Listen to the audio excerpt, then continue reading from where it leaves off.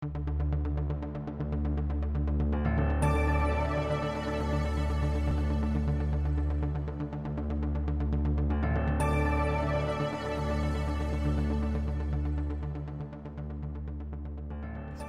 is back for the first time in 2 years. Organized by the College of Agriculture, this family-friendly event offers a chance for many areas of the university to open their doors or tents to show off what Purdue does best. Although the weather is anything but spring-like, there are tons of fun activities and interactive demonstrations for everyone to enjoy. For the next hour, we'll show you the sights, shows, and scenes from all over campus. There's also one big change to the legendary and one of the most talked about events at SpringFest. Straight ahead, we'll show you what we mean at the Bug Bowl. This special edition of Fast Track News begins right now. It's Saturday, April 9th, 2022, and I'm Abby Myers. And I'm Marcus Truccio, and first, let's take a look at what's going on with the weather. We're here with meteorologist Stephen Abshire, who's here to tell us what we can expect for the rest of the day here at SpringFest. Stephen? Well, Marcus, I wish I could say that it was going to get warmer, but it's really not going to.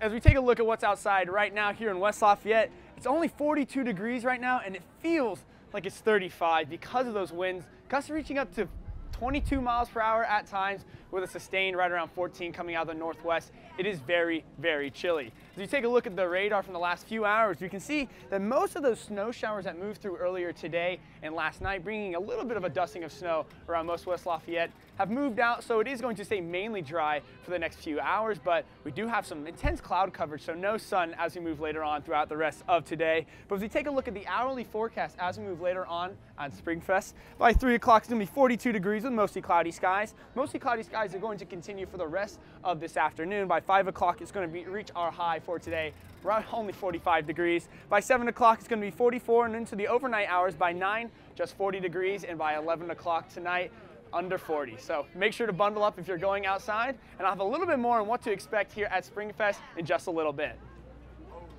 Thanks, Stephen. There's a lot to check out here at SpringFest, including things in the Memorial Mall, especially right across the way. We've got the College of Liberal Arts tent where you can meet a pirate at the theater table, and even a bouncy house right behind us. And south of State Street by the College of Agriculture buildings, you can find lava lamps, slime, and a soda geyser demonstration. Plus an insect petting zoo. There's also a farm machinery show with robots and drones on display. Further to the south, but just a short walk, is a chance to meet the brand new Purdue Veterinary Hospital. And the spring game is just wrapping up that the football team issues every spring. And if you'd like to get an autograph from some of the basketball seniors, you can head over to the University bookstore in about an hour to get an autograph. There's so much to take in, but one area that's really taking off is the Purdue Airport, where Aviation Day is taking place for the first time in 2 years. We sent reporter Diego Ortiz to go check it out. I'm here at the Purdue Airport, and behind me you can see part of the runway that's being used today. As people are making their way to the event, many with their families, some participants are actually arriving by plane. Purdue Aviation Day 2022 started with the highly anticipated fly-in breakfast before the main event was open to the public. This was offered to general aviation pilots who wished to fly their aircraft to the event. A lot of these people are alums coming to visit their alma mater. And so, yeah, anybody, we provided this breakfast for them, totally exclusive to those who made the trip. I also spoke with Nicholas Shelton, who helped organize the event, to see how this was made possible. So I'm in charge of public relations and all the marketing stuff, so a lot of the banners and logos and stuff, you'll see I designed those. But I have an excellent team that, you know, everything from our co-directors, Nathan and Michael, to our over 250 volunteers that are really making this event possible. Soon after 10 a.m., lines started to form and a variety of planes were open for display. Included in the event were a number of both commercial and historic aircrafts. Eventgoers were able to see the plane's features that they could interact and take pictures with. A number of vendors were also on site, and indoors there were several booths set up.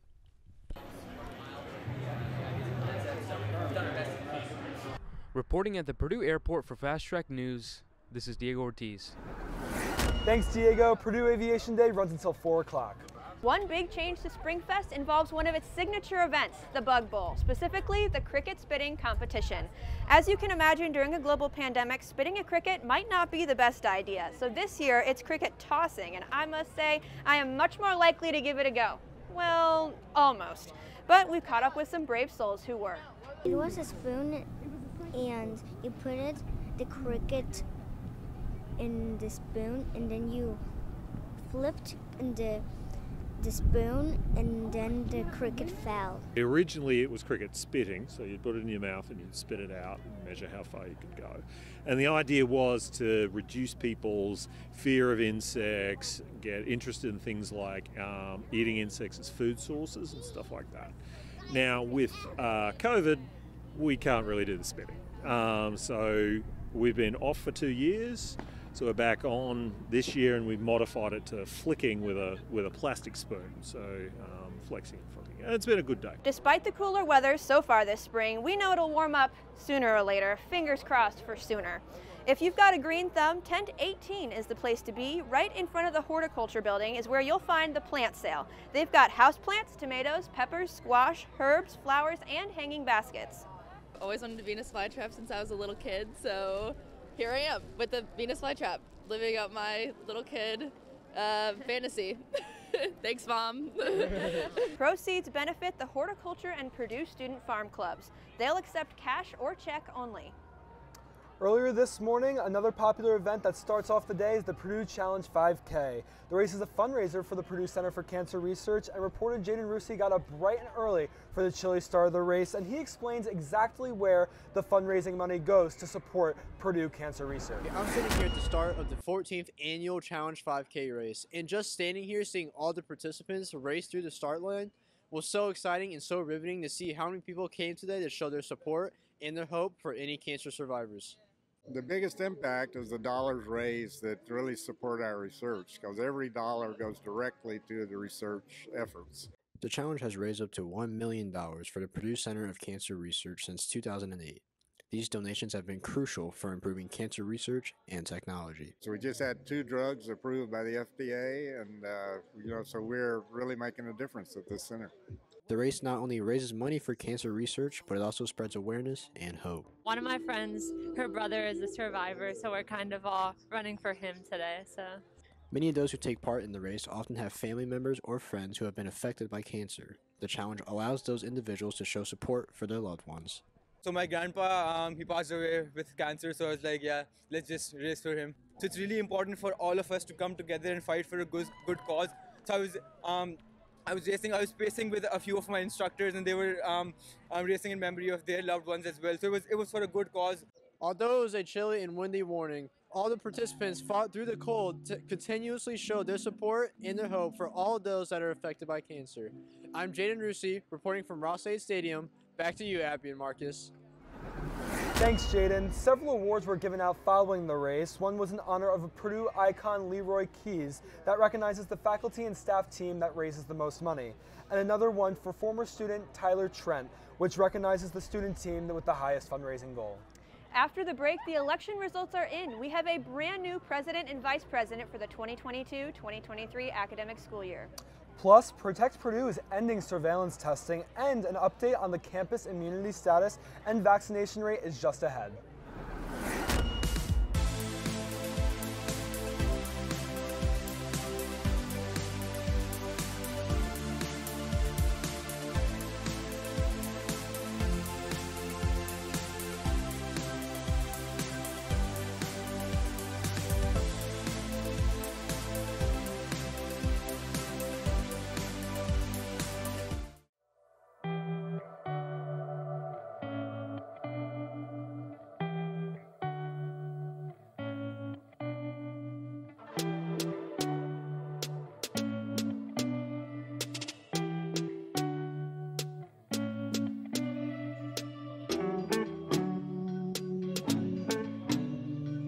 Another set of big announcements came from the university from the Board of Trustees meeting this week.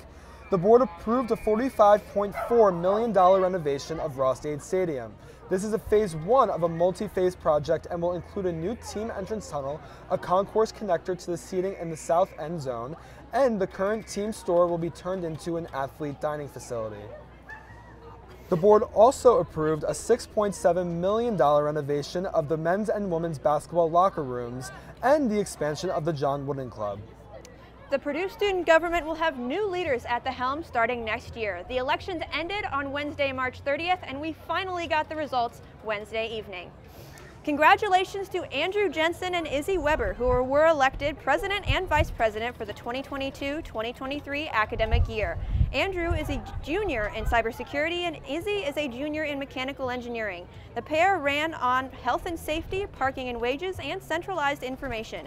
Tune into our show next week where we'll be sitting down with them to discuss plans for their upcoming term. Purdue's graduate engineering program was ranked 4th in the U.S. for the second year in a row by U.S. News & World Report. This is the only time the program has ranked 4th in back-to-back years.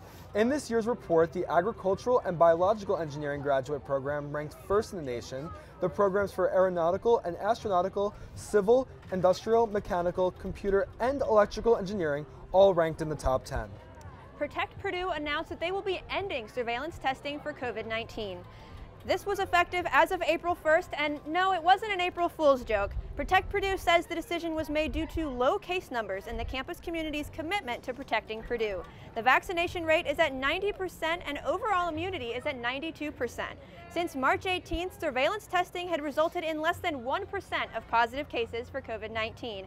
Wastewater testing, though, will continue with a collaboration with the city of West Lafayette.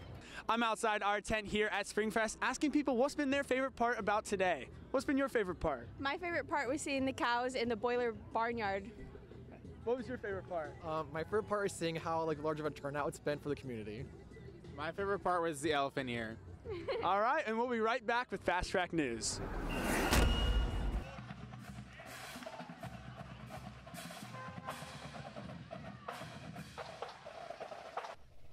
Well, one of my favorite parts about being in the band is the homecoming parade we do every year.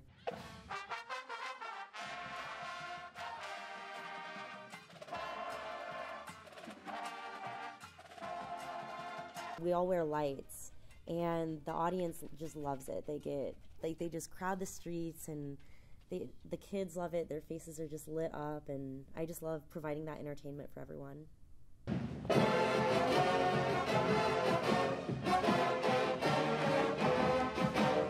We start usually like 4 hours before the game with our inspection, where they make sure we have all our uniform parts, and then rehearsal, and then we get to hang out as a section. The saxophones have some fun traditions. While we have our section tailgate, we usually play what we call sax polka. A lot of different songs we just start playing, and everyone else loves hearing us. I've gotten a lot of compliments on our pre-show stuff.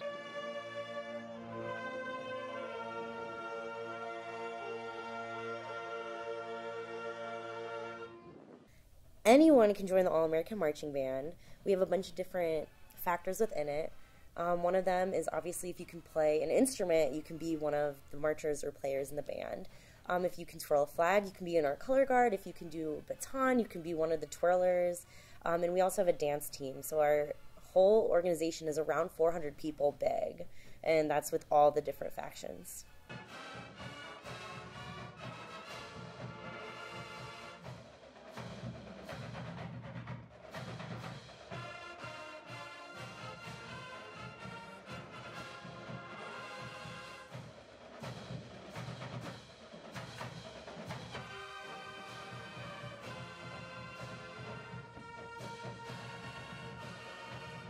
I really like all the traditions we have, and some of the choreography, and all of the traditions make band more fun and make us unique from everyone else. I just think our band is very special compared to all the other college bands.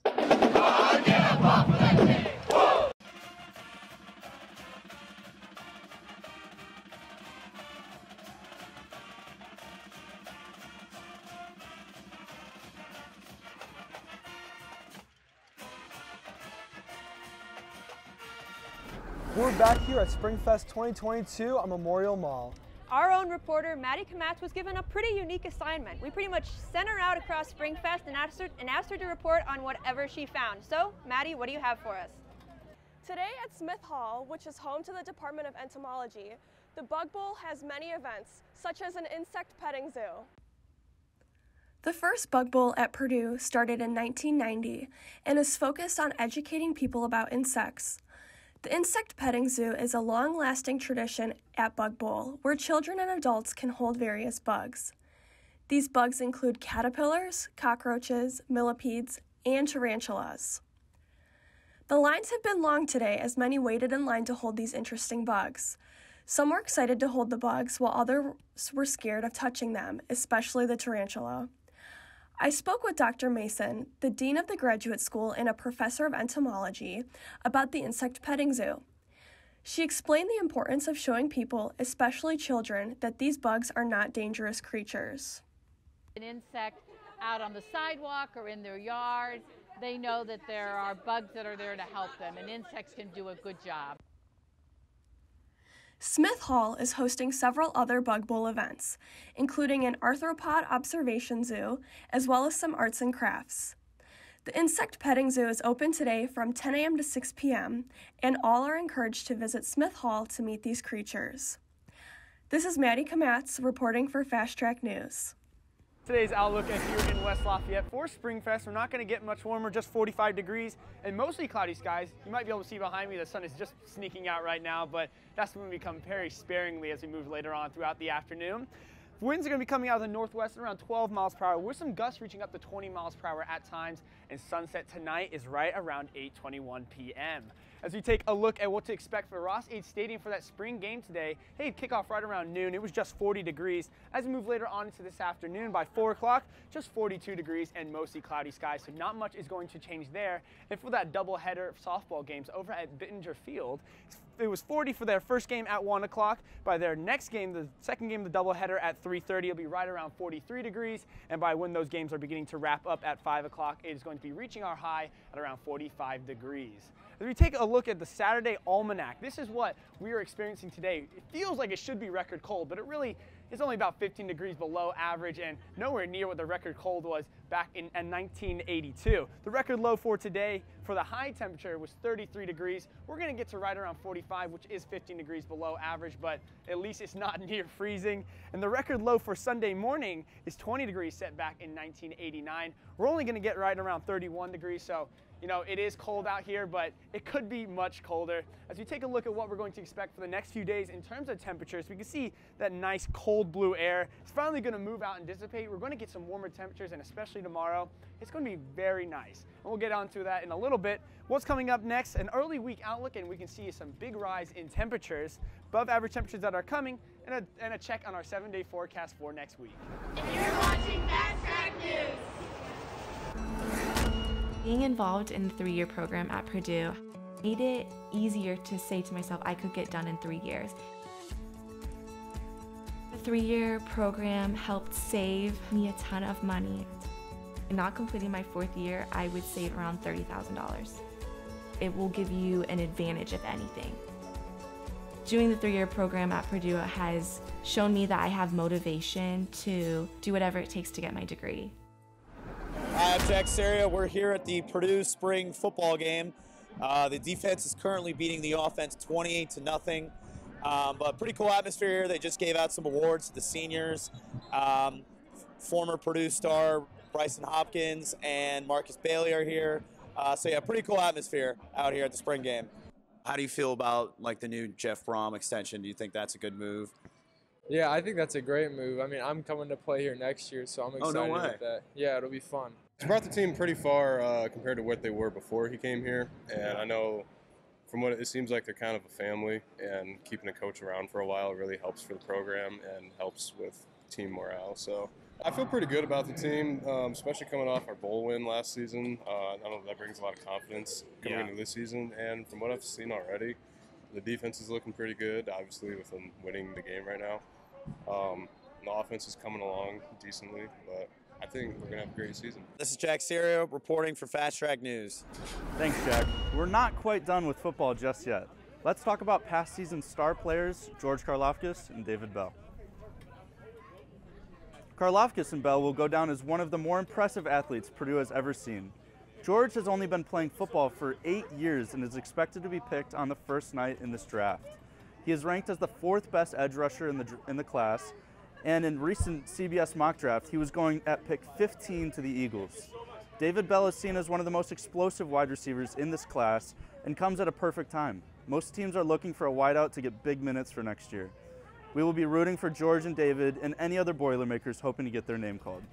And a recap of where things stand with Purdue men's basketball. We now have 3 Boilers declaring for the NBA draft. Travion Williams and Jaden Ivey are packing their bags and going to the next level. And just yesterday, Eric Hunter, the junior, joined them, except Hunter still plans to keep his college eligibility. So we could still see number 2 suiting back for the Boilers next season. Travion was named Big Ten 6th Man of the Year, and Jaden was named First Team All-American and First Team All-Big Ten. Good luck to the future professional Boilers, Travion and Jaden, in their careers. As we told you last week, junior guard Isaiah Thompson announced that he intends to enter the transfer portal. Purdue may look to pick up a player as well. We had Kansas State guard Nigel Pack visit West Lafayette this week. Pack, originally from Indy, shot above 40 from 3 and around 85% from the line. He could be a great addition to our roster with our lack of guards that are ready to play for next year. And that's a wrap for sports for now. We'll be back to talk baseball in just a bit. What are you guys doing here, and what organization are you with? Yeah, so we are here with the Purdue Honors College, specifically representing Honors College Leadership Development, and we are building spaghetti structures and also running a competition for people entering in a team to see who can build the tallest spaghetti structure in 4 minutes. What's been the tallest one so far? 29 inches. Yeah. Yeah. All right, thank you so much, and we'll be right back with Fast Track News after this.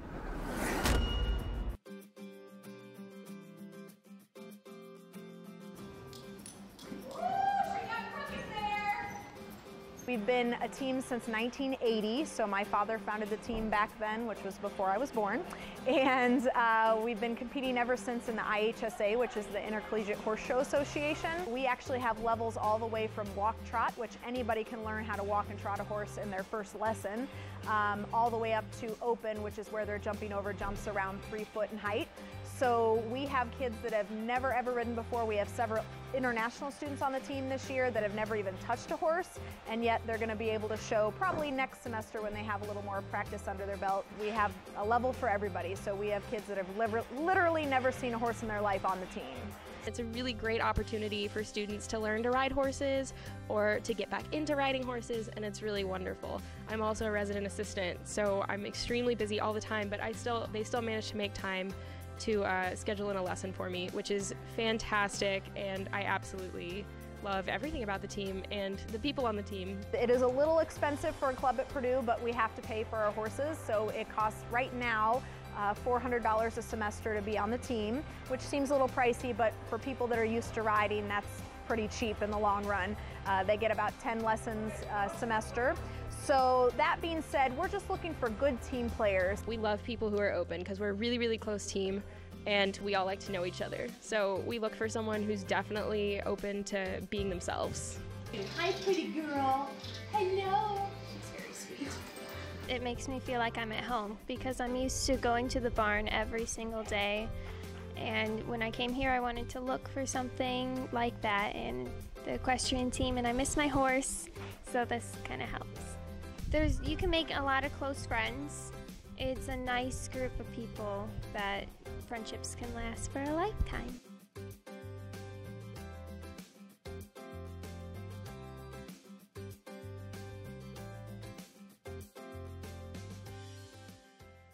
At the south end of campus, the brand new veterinary hospital is now open. In fact, the ribbon cutting ceremony took place just yesterday. The vet school has lots of events planned to celebrate the day. A look at treadmill for horses, walkthrough exhibits, and even a surgery demonstration on stuffed animals. Reporter Vinny Guadin took us inside. I'm now at the front of Ling Hall, where Purdue's Veterinary Medicine's annual open house takes place. To further deepen people's understanding of veterinary medicines, Purdue College of Veterinary Medicine used various variable resources to promote people's enthusiasm to this major field. The open house started up again in SpringFest this year to engage and interact more people in the community.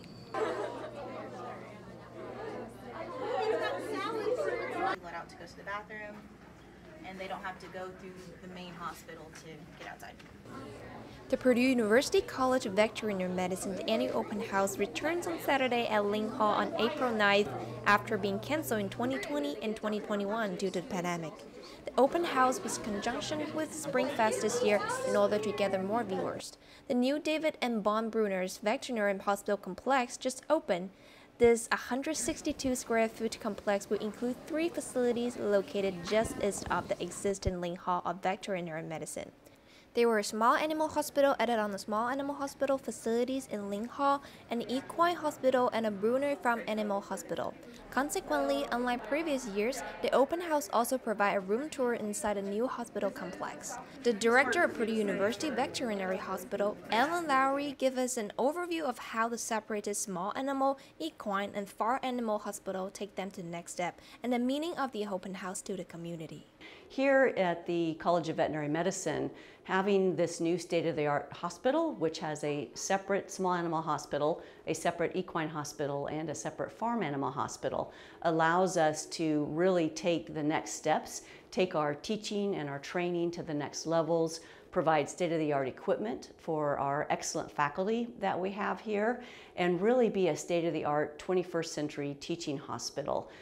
So Open House 2022 is such an exciting event because we have essentially been in a pandemic for the past 2 years. So this is the first time in 2 years that we've been able to truly have Open House. And at the same time, we are opening the brand new David and Bonnie Brunner Purdue Veterinary Hospital. So it's an exciting time for the community to come see how Purdue is expanding, how we're increasing our facilities, bringing their families and their friends through this great facility. The college's open house definitely provides an opportunity for community engagement as well as educate the public about different aspects of veterinary medicine. Children can experience veterinary medicine through a variety of fun activities, including walking through the system exhibit, horseshoes painting, teddy bear surgery for stuffed animal. Here are the thoughts of tourists toward the open house. We just wanted to show our kids what we've been watching the building, and we wanted to show our kids what was inside and what animals hospitals are. Yeah, teach them a little bit about what goes on in the hospital and how, there's dedicated people here to helping animals get feeling better quicker.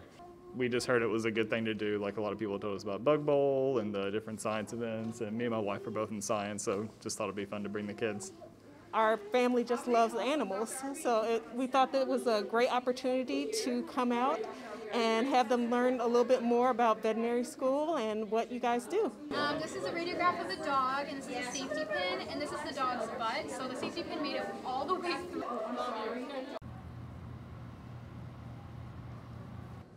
The open house was definitely a great opportunity to bring people in the community together. Both adults and kids can enjoy themselves in the activities at the open house as well as learning more information of veterinary medicines. Reporting from Fast Track News, I'm Vinny Guan. Thanks, Vinny. The David and Bonnie Brunner Veterinary Medical Complex has more than 160,000 square feet. The complex has a footprint of about 13 acres on Purdue's campus. In addition to the vet school, there are plenty of other construction projects that are making progress across campus. Hagel Hall at the corner of 3rd and Russell Streets is really starting to take shape. The 36,000 square foot building will bring all Purdue bands under one roof, along with rehearsal and support space for Purdue bands and orchestras. The $22 million project is expected to open this summer. And speaking of Hagel Hall, the building will be named for Purdue alum Mark Hagel and his wife Sharon, who have just become Purdue's most recent astronauts. Reporter Bella Vina spoke to them about their Blue Origins space ride last week. Her interview is still to come this hour. Being involved in the 3-year program at Purdue made it easier to say to myself I could get done in 3 years. The 3-year program helped save me a ton of money. Not completing my 4th year, I would save around $30,000. It will give you an advantage if anything. Doing the 3-year program at Purdue has shown me that I have motivation to do whatever it takes to get my degree. The Bug Bowl is always a popular spot at SpringFest, and we sent Marcus back over to their tent to take another look at the new cricket tossing event. So how's it going over there, Marcus? Even though it's cricket tossing this year and not cricket spitting, there's been a line here pretty much all day long with people waiting to get their shot at throwing the crickets. When I was here earlier, I saw someone throw it up to 27 feet long, and I think there's been some tosses further than that. So lots to contend with over here over at the cricket tossing competition. Looks like fun. Well, over here in Memorial Mall at the College of Liberal Arts tables, which includes the Brian Lamb School of Communication, is our broadcast, which is being recorded right here in this tent. But there's a lot of people and equipment that you might not be seeing all behind the scenes that help make it all happen. So we sent our meteorologist, Stephen Abshire, to take us behind the scenes. Stephen? Here on Fast Track News, you're normally more worried about what's in front of the camera, but since we're here at SpringFest, I decided to show you what's behind the scenes and how we got this operation going. As you can see behind me, here's what was going on. We have Vinny and Bella. These are our technical directors and our audio directors helping us run today's show. Sean's behind him, but he's not doing very much. He's just eating a pizza. We have quite the setup here with Abby and Mark hosting in the back. And this is how we ran Fast Track here at SpringFest.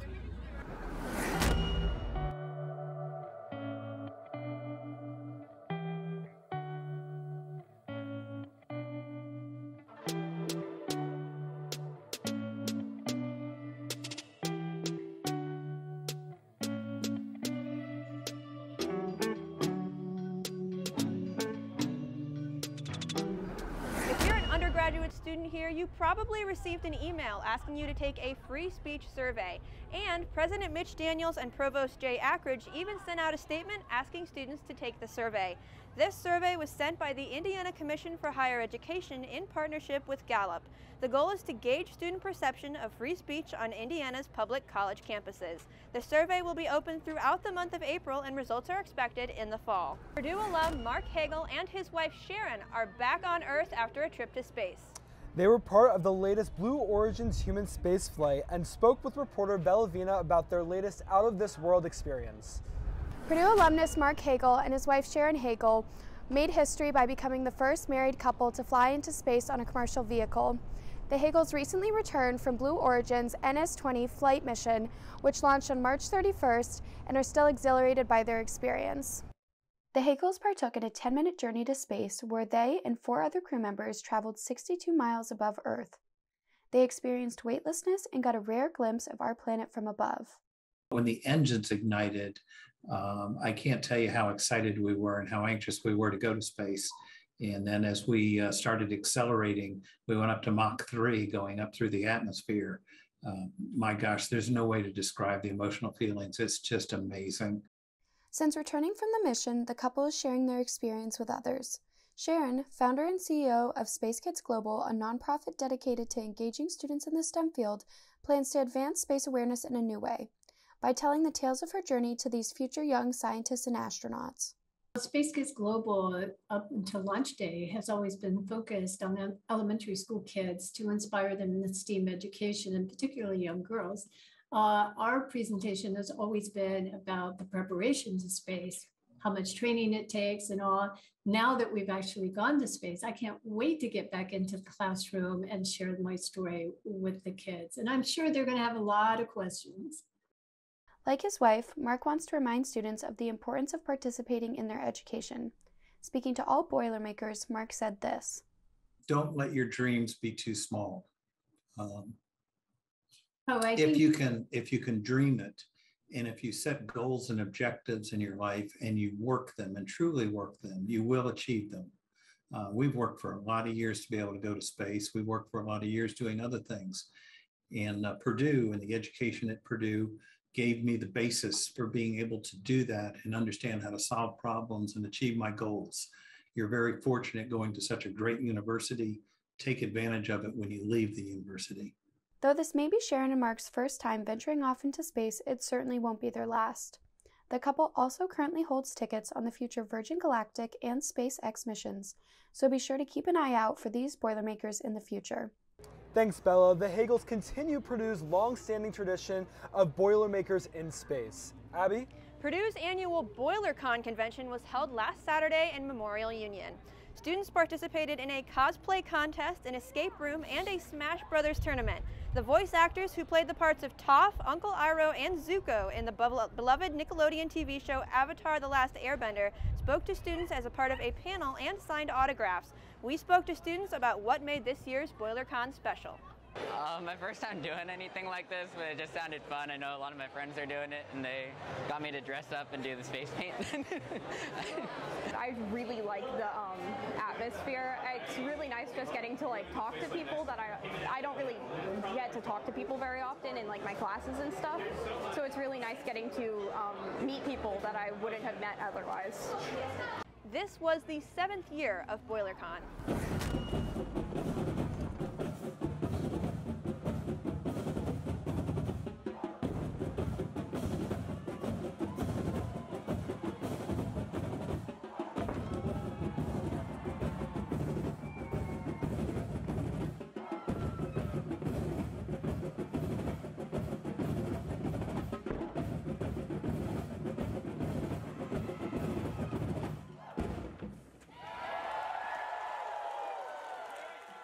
You know, we're always looking for more people.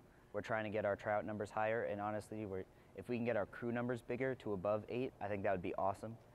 We'll have our band camp tryouts, and we spend the first half of band camp doing our actual tryouts. So this either will assess your ability in PR and marketing, like how do you do interviews, how well can you talk to people, your history, knowledge of the drum. You got to know all the history of the past 98 years. What has it been through, you know, how do you do maintenance, all this stuff. There's a lot of different factors we look at with when we have new crew members trying out, but one of the, I don't want to say a big one, but one of the main ones is physicality. And so we use the Air Force entrance physical exam. It's 2 minutes of sit-ups, 2 minutes of push-ups, 1.5 mile run, 400-meter dash, and 100-meter dash. You know, we take the Air Force at face value and go, okay, if it's good enough for the Air Force, it's good enough for the drum crew. And so we kind of use that as a baseline to say, okay, you know, maybe you haven't handled a 565-pound drum before, but if you can do these things, we bet we can teach you how to work with the drum. So once someone has cleared that hurdle, we then start teaching them, we term it drum handling. It's just basically all the unique motions that go into working with this drum. So check out our website at PurdueDrumline.com. There's a little button at the top that says Drum Crew, that's us. You can always check out our friends with the rest of the drumline. We are a section of the drumline as well.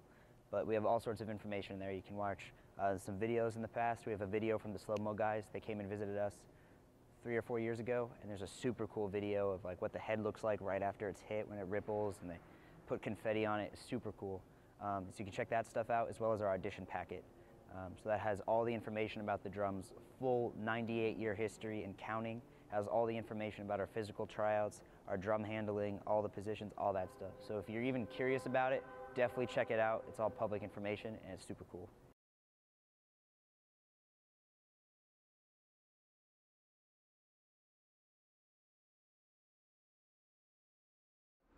It's a fairly active day of weather across the U.S. Those system that moved through last night, bringing us some snow flurries, has moved off to the east, bringing most of the East Coast a chance to see some mixed precipitation. But what we're going to be worried about as we move later on throughout this weekend is going to be the system and the two fronts that are associated with the low pressure system. They'll be moving off towards our way, bringing us a couple chances to see some precipitation. But for the next few days, at least to tomorrow and today, it's going to stay dry because of this high pressure system that'll be parked over the most of the central United States. But as we take a look at what we're seeing here in central Indiana, believe it or not, West Lafayette is the warmest part of central Indiana right now, despite the freezing temperatures that we feel outside. Just 37 for most of the eastern half in Muncie, but 39 for Carmel, Kokomo, and in Frankfort. Above 40s in Crawfordsville at 41 degrees and 43 here in Lafayette. As we take a look at the forecast model, as we move later on through Sunday into Monday night, we're going to see that there's a chance for some showers, mainly in the form of thunderstorms that'll be moving through Indiana with that warm front. Sunday we'll say mainly dry, but we do have a couple chances for some showers. As we take a look at the 3-day outlook, for today it's going to be a high of 45 and a low of 31. It's going to stay dry, and as we move into Sunday, that's going to be our first chance to see some precipitation with about a 40% chance for some rain and showers in the overnight hours. We're going to increase in temperatures quite a bit, up to a high of 63 and a low of 52. As we move into Monday, we're only going to see those temperatures continue to increase, a high of 66 and a low of 47, with a 60% chance for some showers and mostly cloudy skies. So we take a look at the forecast model as we move later on into the 7-day. We're going to have a couple of chances for some precipitation, so stay tuned and we'll get a little bit into that 7-day forecast.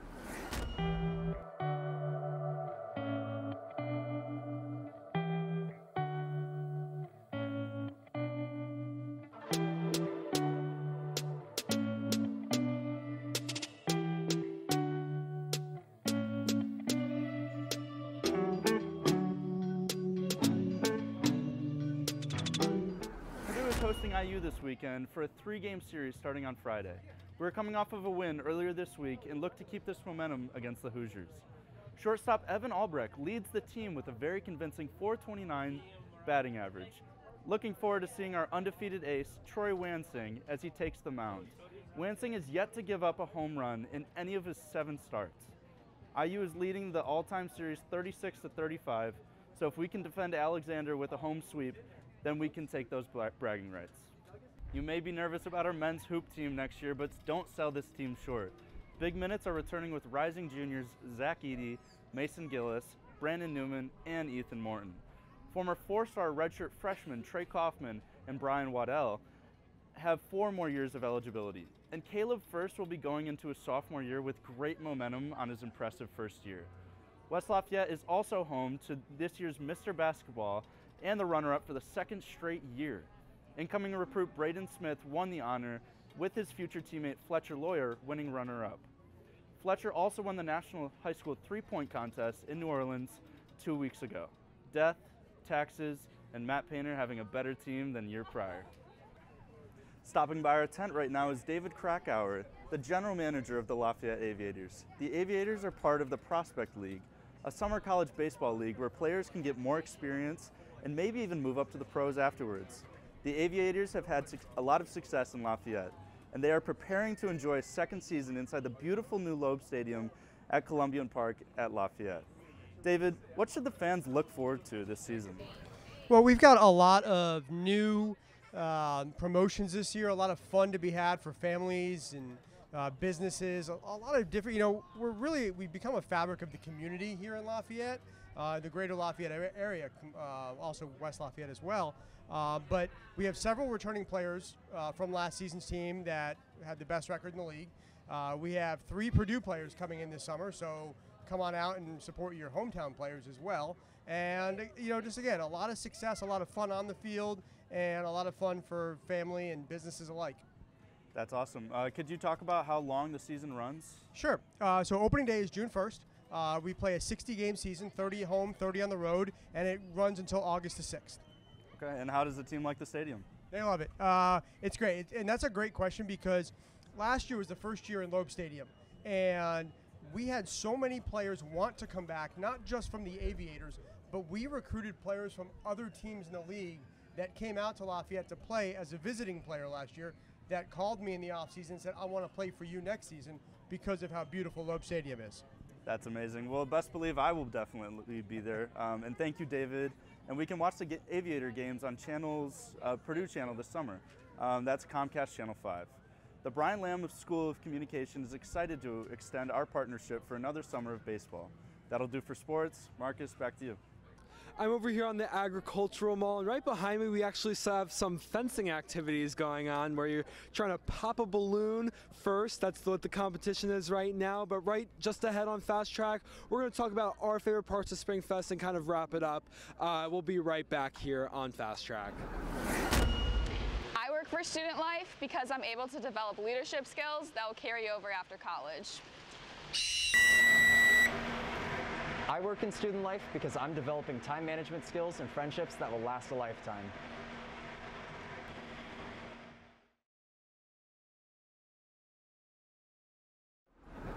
Despite the less than ideal weather here at Spring Fest, it was definitely a success. My favorite part was the plant sale. There was lots of cool plants over there that I never even saw before, so it was really cool to see. And I have to say, I really enjoyed watching the cricket throwing competition. Of course, it wasn't quite the spitting that we're used to in previous years, but I was pretty surprised at how far people could throw those crickets. One was even like 27 meters, which was way farther than I could have ever done. And hopefully meteorologist Stephen Abshire can put in a good word for warmer temperatures next year. Well, as a meteorologist, I wish that today would feel nice, but it kind of a bit of a letdown. Winter just had to hold on for a little bit longer. At least for looking forward in the 7-day forecast, spring at least feels like it's here. As we take a look for what to expect for the rest of this week, on Monday, high 66 and a low of 47, but on Tuesday and Wednesday, we're going to finally get into the 70s for a little bit. High of 70 on Tuesday with a low of 61. 30% chance of showers moving into the overnight hours. Wednesday, it's going to be warm, but we're going to have a few chances for some precipitation. A 70% chance of storms on a low of 54 and a high of 71. On Thursday, we're going to dip back down to the 60s. High 64 and a low of 42. And on Friday, It's going to return to right around average for this time of the year, high 56 and a low 40, but it's going to stay dry. And that'll do it for this year's edition of our SpringFest special broadcast. Thanks for joining us. I'm Abby Myers. And I'm Marcus Truccio. Thanks for watching, and join us next week for another edition of Campus News, Weather, and Sports. Have a great weekend.